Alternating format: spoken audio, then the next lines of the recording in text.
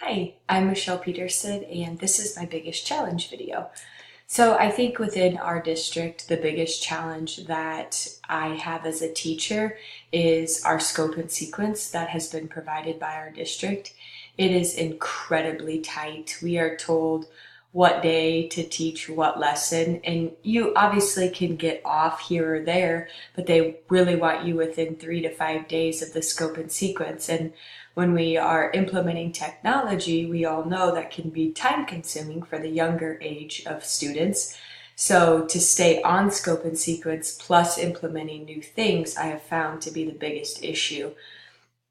I think the audience for this is definitely my students, but also teachers. I know I've planned a lot of things in the past that involve technology because we co-plan for our fourth grade teachers, and I've created a lot, and I've had heard feedback from the other teachers that say, well, it was a really cool assignment, but we just couldn't get to it because we had other things that we had to finish to follow the scope and sequence. So that's where it becomes frustrating.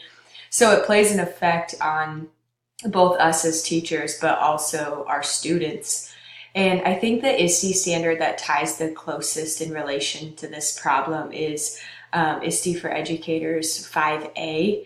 It is use technology to create, adapt, and personalize learning experiences that foster independent learning and accommodate learner differences and needs.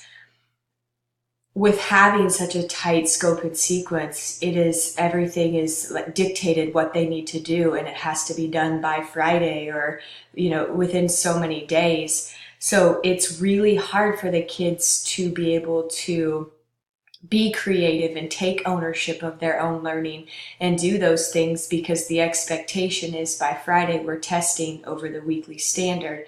Whereas I think if we had a less strict scope and sequence, we'd be able to implement those technology activities within our reading that allow them to master the standards, but yet are being able to learn it their own way.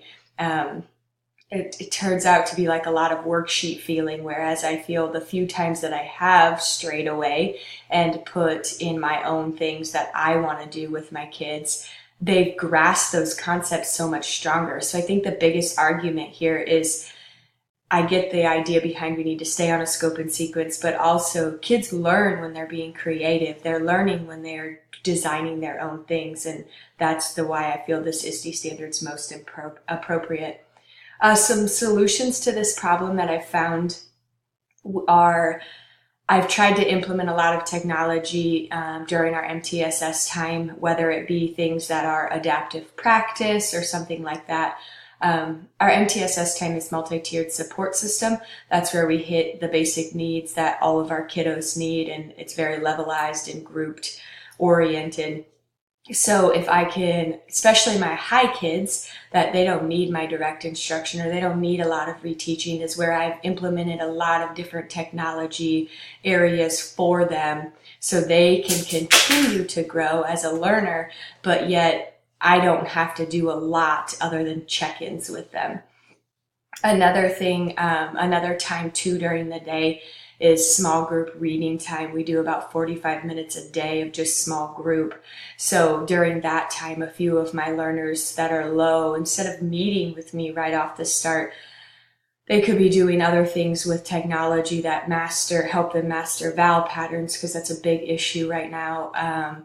Just other ideas that they could do to help them solidify their skills, but yet I'm kind of on the back burner and letting them guide their learning while I assist when necessary, but not as often as I am currently. So those are my solutions to the problem. I know there's a lot of better ways that could continue to improve, and as we continue to try new things, I know that the kids will eventually learn their best through the use of technology.